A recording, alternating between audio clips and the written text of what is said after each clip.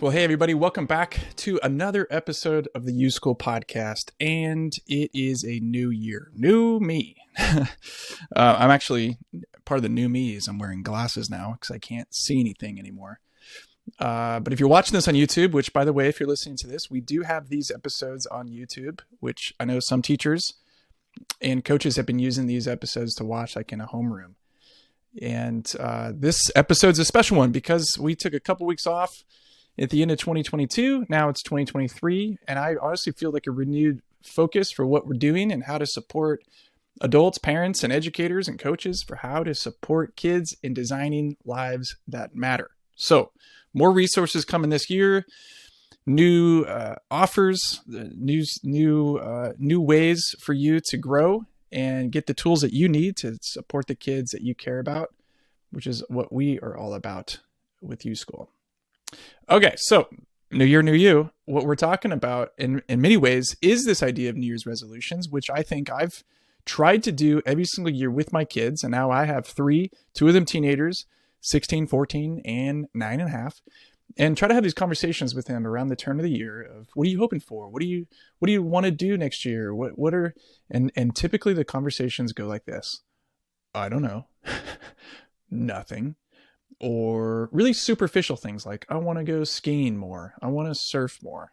I want to hang out with my friends more. Stuff that, yes, of course it matters to them, but doesn't necessarily, it's not the kind of, the depth of conversation that I want to have with them. So maybe you can relate, and maybe you're coming back with your class, if you're a teacher, your team, if you're a coach, or with your kids, if you're a parent or grandparent or guardian, and you want to have conversations with them about kind of like, wake up. This is your life. This is your story. Make it count. Go after things. Like that's the kind of feeling that you have and you want to express that, but you've tried and it doesn't quite work out that way. So this is a really quick episode on how to evoke motivation inside of kids so that they feel like they have clarity, they have tone on what they want, and they're going after it. And we're going to talk about that through the science of hope. Now, I get it. Some kids just kind of pop out of the womb, come to class, come to your family, come to the team, and they're just the internally driven kids. And I don't know what it is. It's genetics, it's personality, it's a coping mechanism. I don't know what it is. But most kids don't. Most kids are just, frankly, going through the motions and some version of going through the motions, whether that means they struggle to find any motivation. They're kind of detached, disengaged, frozen, or, and this is more kind of what it was like for me to be a teenager.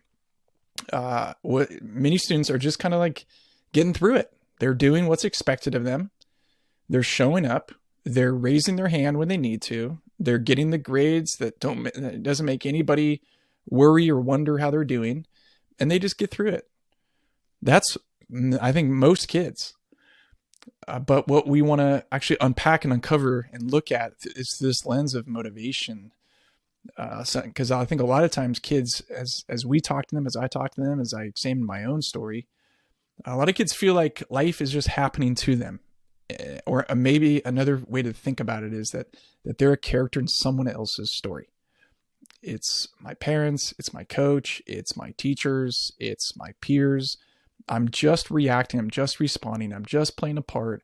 I'm showing up. Is this block day? Is this even periods? Am I supposed to dress out in PE today or not?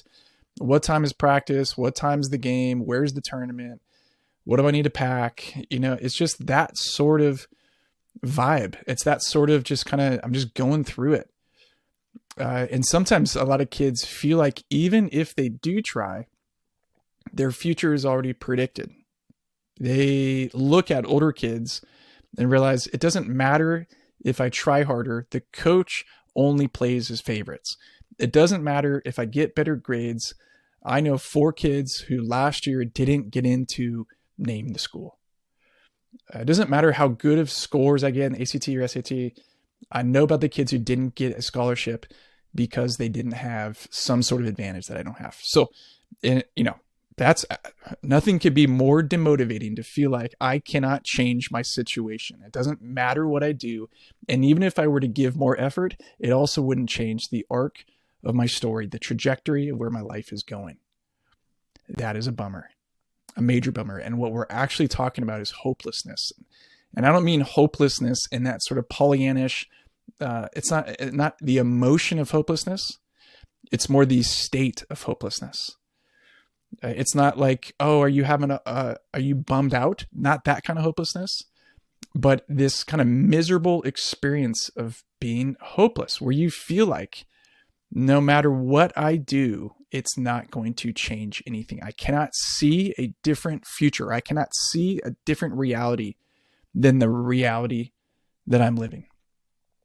The good news, though, and I've done a lot of learning on this in 2022, last year, the good news is that hope can be developed, can be cultivated. You can actually teach hope. And as I've learned from friends of mine at the University of Oklahoma, shout out to Dr. Abby Trevino Mullenberg, the good news is that even within an hour or less of teaching kids hope strategies, the science of hope, they've measured that hope can increase and it can change a kid's outlook, which can evoke motivation inside them. We can actually do this. This is coming from Snyder's Hope Theory. If you want to read a book about it, there's a couple of good books. I'll mention them in the show notes, maybe even at the end. There's over, I think, 200 or 2,000. I forget the scale. Let's say 200 to be fair. 200 researched studies studying the intervention of the science of hope to show how impactful it is. It's, I believe, one of the most significant strategic levers that adults have for kids or anybody that you're working with. It is absolutely powerful. Later this month, we're going to go into a deeper dive, a webinar, online workshop that you can attend, whether you're a member, educator member with us or a parent member with us. Anybody can do it, but it's coming later this month. Details forthcoming, time and place, etc. But hope can be developed. And we're going to get into it really fast in the next 2 minutes. There's 2 parts, really 3, but 2 parts for us in this conversation about the science of hope. The first part is pathways. Hope pathways are about your ability to see the path to getting what you want. It's the ability to see that there are different paths, different scenarios, different contingencies. You can see that there might even be someone that can help you see and understand that there are tools to help you discover how to get to where you're going. When you don't feel like there's a way to get there, I'm never going to get in. I'm never going to play. I'm never going to make the team. I'm never going to get anyone to really notice me. You give up. I can't see how that would be possible. That's the first part. The second part is this more idea of like agency. It's about seeing yourself as a part of the story. If I do something, I can affect the outcome. So it's seeing yourself in that. So pathways are about I can see. Agency is about I can do it. And both of those can actually, with really short reflection exercises, be changed. Someone can actually process through those and see more clearly and feel more confident that they have what it takes. So how do you do this? Well, to help a student cultivate hope, it's important that we guide them to do a couple things. Not only describe the type of future they want, as well as the different possible routes to get there. So it's a thinking reflection exercise that is started individually, but then done best in community, done best out loud together. So let's help each other to describe what the possible future could be, and then the different paths to get there. Oftentimes, if you're a kid, your exposure, your perspective is limited. So I don't know how to get better at that sport. And you talk to someone else who says, oh, well, let me tell you, let me show you a video. Let me introduce you to someone. Let me expose you to a different way of thinking about it. Peer tutoring, peer counseling and really just conversations, structured, guided conversations with peers can be incredibly powerful to increase hope. So it looks like this, asking them to name specific things that they can do, they can engage in to make progress and helping them break it down to as small of steps as possible. First, if you want that, and describe why you want that and how it would feel to get that, that's seen. Then what would you do specifically? And what would you have to do that? And when would you do it? It's those kinds of very simple questions. What do you want and why? What are some possible paths to get what you want?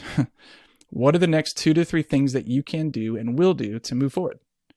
This is how we evoke hope and motivation. Students, here's the final quote. Students with higher levels of hope are more resilient, make better choices, are self-motivated, more effective problem solvers, do better academically, and are less likely to engage in risky behaviors like substance abuse. And it's possible, and it's simple, and you can do it. It starts with us processing our own hope about what we want, reflecting on the pathways we might take, and what we will do and can do to move forward on those pathways, and then sharing that with kids.